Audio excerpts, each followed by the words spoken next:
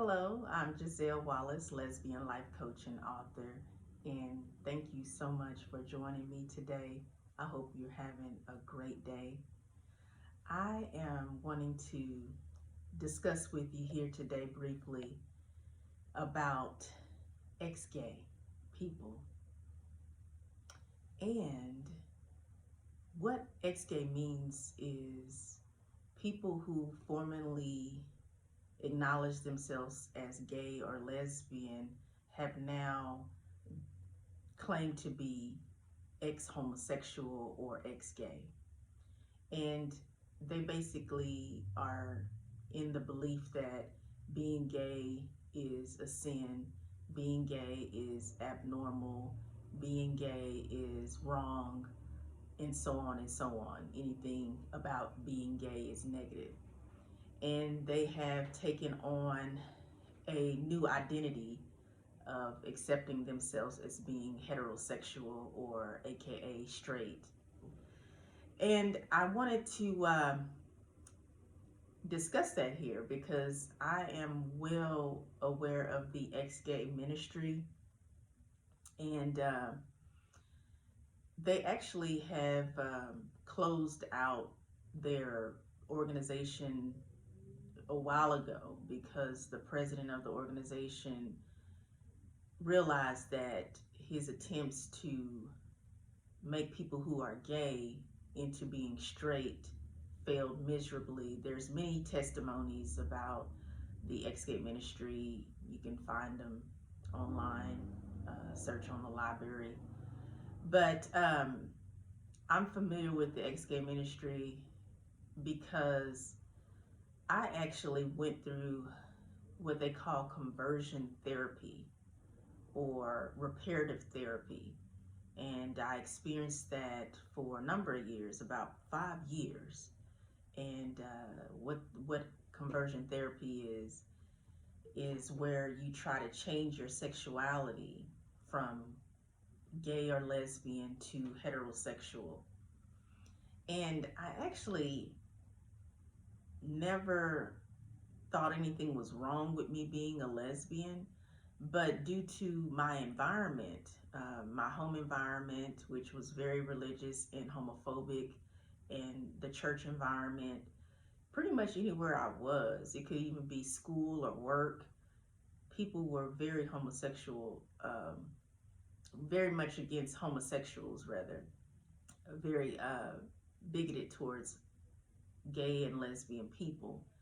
And being a woman, a black lesbian woman, for some reason, there's this huge misconception that it's impossible for us to be lesbian. We have to have some portion of us that is into men. We can't be entirely gay or lesbian. And there is always in the back of your mind, what is it like to be straight? I've been around heterosexual people all my life, and I just kind of like, I understand heterosexuality because I've been around it and I'm very familiar with it. And I also know what it's like to find a man physically attractive. But just because I find a man physically attractive does not mean that I have a romantic interest or a sexual interest in a man. It just means that I have eyes and I can see people. I can see many things that are attractive, but it doesn't mean I'm sexually aroused or desire to be with that person romantically in a relationship. And I'm very familiar with knowing why people think homosexuality is wrong or immoral, although I do not agree with it. And when gay or lesbian people actually denounce their homosexuality and claim to be ex-gay and heterosexual, I understand why they do that as well. I don't agree with their belief. However, I do understand. And I just want to basically go over why the number one reason why people claim to be ex-gay. And that answer is because the pressure to be accepted causes intense agony and pain, and the relief of acceptance overshadows their true identity as being a homosexual. Let me say that again. The number one reason why people claim to be ex-gay is because the pressure to be accepted causes intense agony and pain, and the relief of acceptance overshadows their true identity as being a homosexual. Now, homosexuality is not the issue, but homophobia is the problem.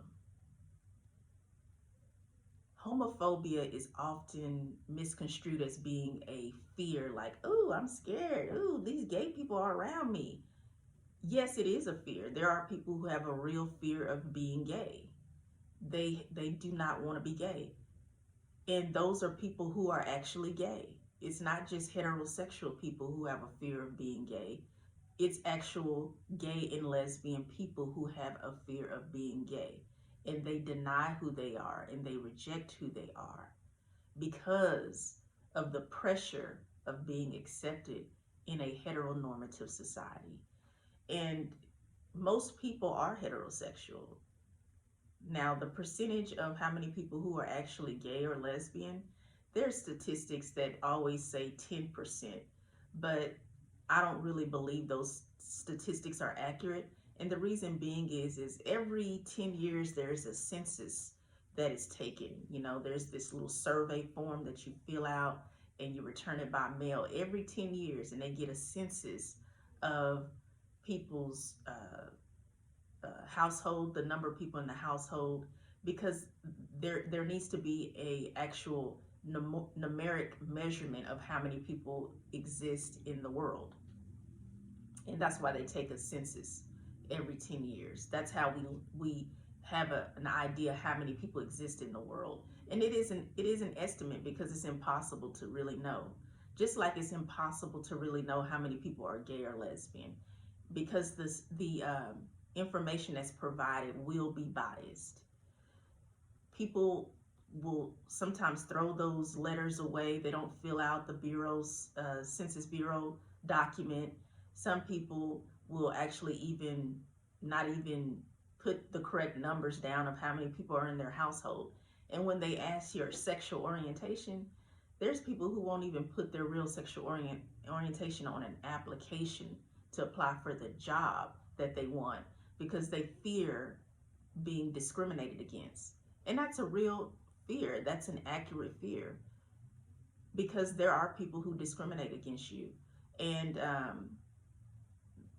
to this day, there's no law, federal law, that protects people's sexual orientation, in the sense that it's not one of the characteristics that is protected. And it's 2023 as this video is being recorded, and sexual orientation is still not a characteristic that is protected under the United States Constitution.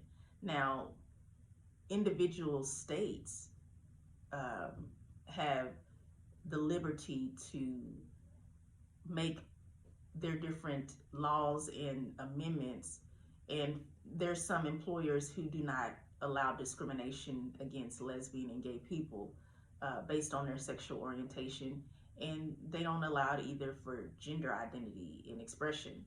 But those are local laws and jurisdictions. It's not on a grand federal status of protected sexual orientation. It's not one of the characteristics that protects you. And so why people have fears, they're valid fears. And everybody has something that they fear, but a lot of people like to reject fear, and they like to act or pretend as if they have no fears, but that's not realistic. As a matter of fact, fear is an emotion that is necessary because we can protect ourselves from having fears. We can also pinpoint the root of our fears, so that we can overcome our fears. And when someone is ex-gay, depending on their environment, whether it's at home, school, work, church, even just the people that you're around, they may not be susceptible to you being gay or lesbian. And therefore, you have to make a decision, a personal decision for yourself, how you are going to represent yourself in life. And there are special circumstances where gay and lesbian people do need to be closeted to protect themselves. However, being hidden, closeted, or down low for the remainder of your life is not healthy, and it's not fair to you as a person to hide who you are just because someone else doesn't agree with who you are.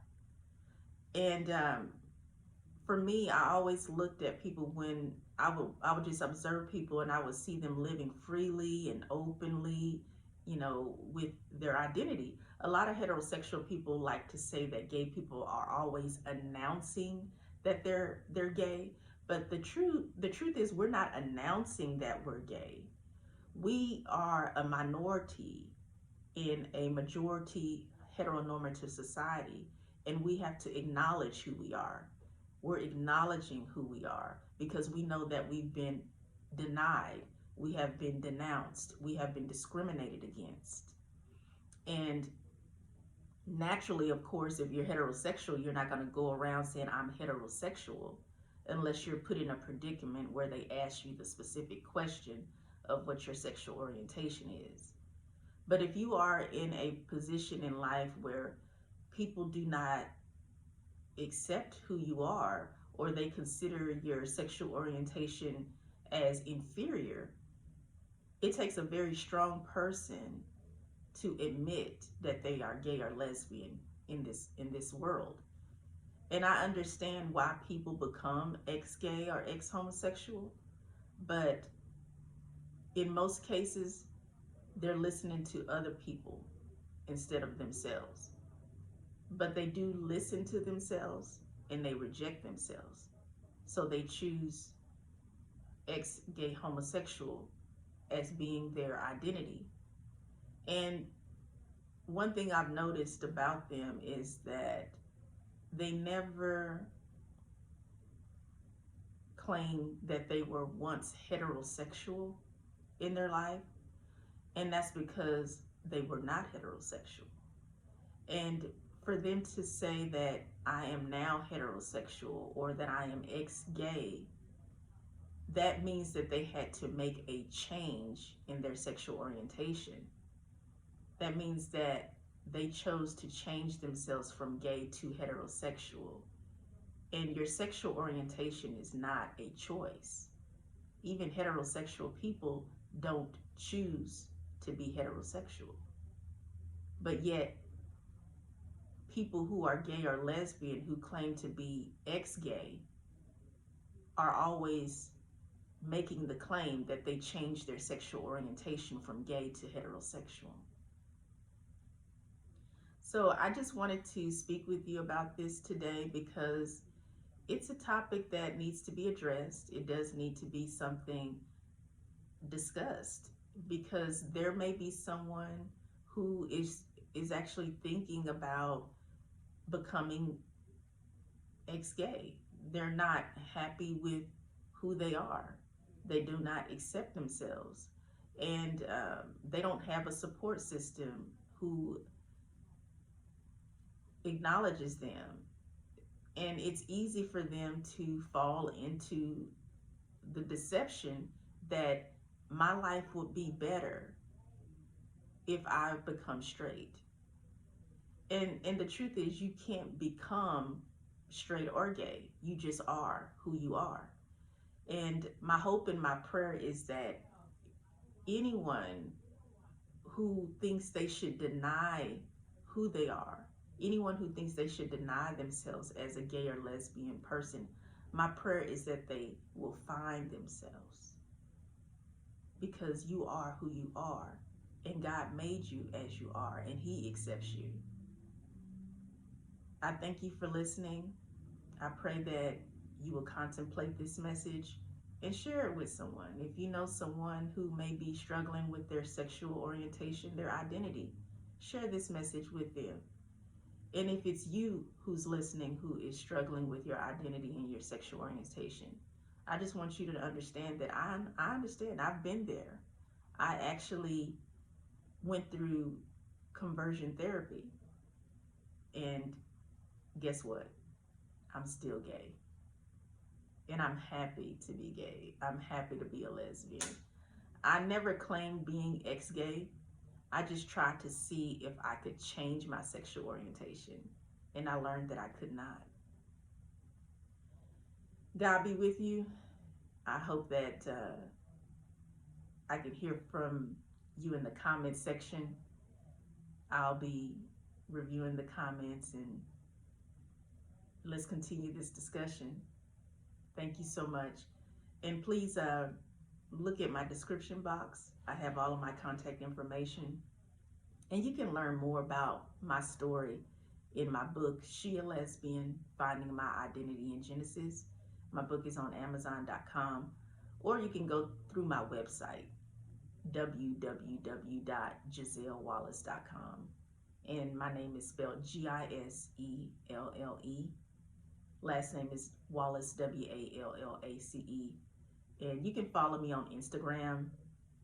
The handle is at GiselleAWallace. Thank you.